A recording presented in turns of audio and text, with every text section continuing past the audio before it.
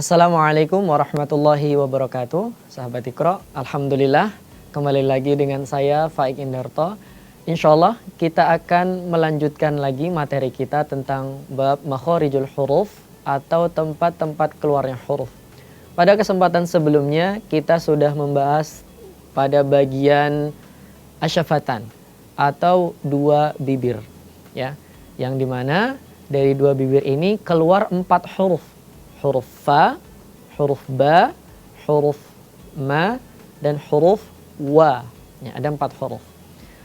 Untuk bagian al-khayshum atau rongga hidung, ya, bagiannya atau lebih tepatnya yaitu di area sini.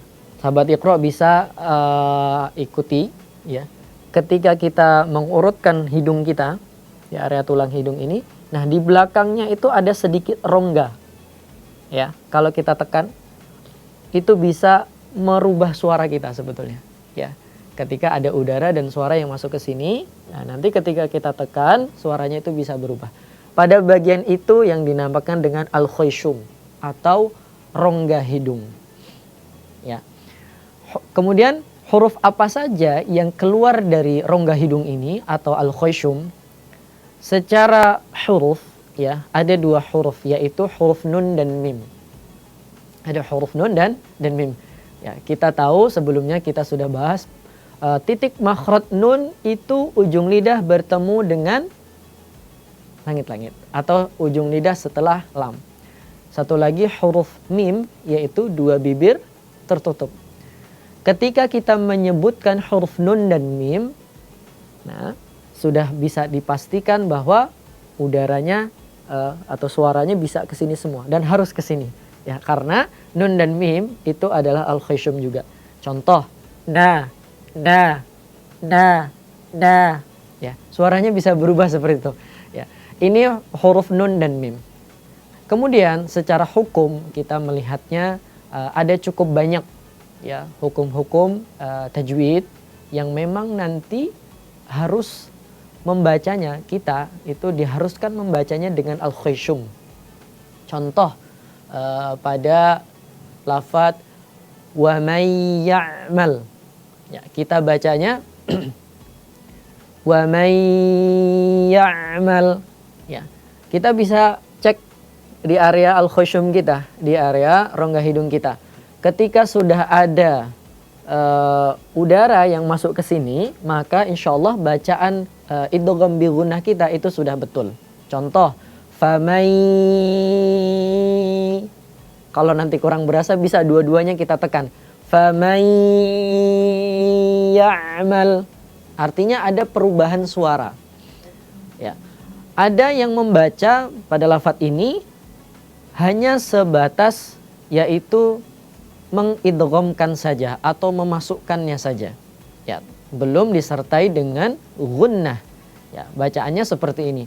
Famai ya'mal, suaranya tidak berubah sama sekali. Artinya ketika kita membaca ayat ini, ya, pada bagian al-gunnahnya itu belum sempurna. Maka bagaimana cara menyempurnakannya? Arahkan udaranya itu ke area pangkal atau rongga hidung, ya, supaya nanti bisa lebih sempurna al-khayshumnya. Kemudian di hukum-hukum yang lain juga ada, misalkan in kuntum. Nah, itu juga harus dibacanya dengan gunnah, ya. Bahkan langsung berubah total suaranya, ya. Insyaallah kalau kita tekan area khayshum kita itu nanti sudah betul bacaan gunnah kita. Dan juga misalkan huruf yang lain, wa amanahum min khauf, di situ juga harus memenuhi, ya, atau menyempurnakan di bagian gunnahnya. Ya, tentu ini menjadi sangat penting dan tidak bisa kita tinggalkan begitu saja. Jadi harus latihan. Bagaimana caranya? Harus latihan dengan guru. Harus ada guru yang mendampingi. Supaya apa? Cukup banyak di Al-Quran, sahabat Iqra, bacaan-bacaan yang memang seperti tadi di bagian idgham bi gunnah misalkan, ya. di salah satu surah di Al-Quran, surah Al-Zalzalah ayat 7 dan ayat 8 itu awal ayatnya semuanya idgham bil gunnah. Idgham bi gunnah. Faman ya'mal mithqala dzarratin khairan yarah. Ya, di bagian awal ayat dan akhir ayat sama-sama ada idgham bi gunnah. Ya, harus kita sempurnakan bacaan gunnahnya. Faman, dan yang terakhir khairan yarah. Ya, teman-teman bisa ikuti nanti atau bisa cek sendiri. Ya, ketika ditekan rongga hidungnya maka suaranya berubah. Faman ya'mal mithqala dzarratin khairan yarah. Ayat yang terakhir, wa man ya'mal mithqala dzarratin syarran yarah. Kita coba cek ayat terakhirnya ya. Wa may, ada tekanan di sini. Dan yang terakhir juga sama, syarran yarah. Ya.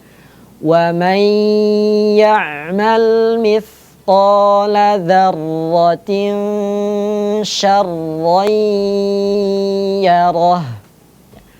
Alhamdulillah, sahabat Iqra dimanapun Anda berada, berkaitan dengan bab makhorijul huruf sudah selesai. Ya, mulai dari bagian al-jauf, ya, rongga tenggorokan dan juga rongga mulut terbuka, kemudian tenggorokan dan juga bagian lidah, kemudian dua bibir dan juga al-khusyum atau rongga hidung ini semuanya sudah kita bahas ya, secara satu persatu. Saya berpesan kepada semuanya agar terus latihan di rumah. Ya, insya Allah ya, dengan latihan yang terus menerus akan ya, ada perubahan yang kita bisa rasakan nantinya insya Allah. Ya, insya Allah kita akan ketemu lagi, kita coba akan membahas kenapa sih kita itu harus memperbaiki bacaan Al-Quran kita terutama dari segi makhraj dan sifat. Insya Allah nantikan ya, terus bersama kami bertemu lagi pada kesempatan yang berikutnya insya Allah.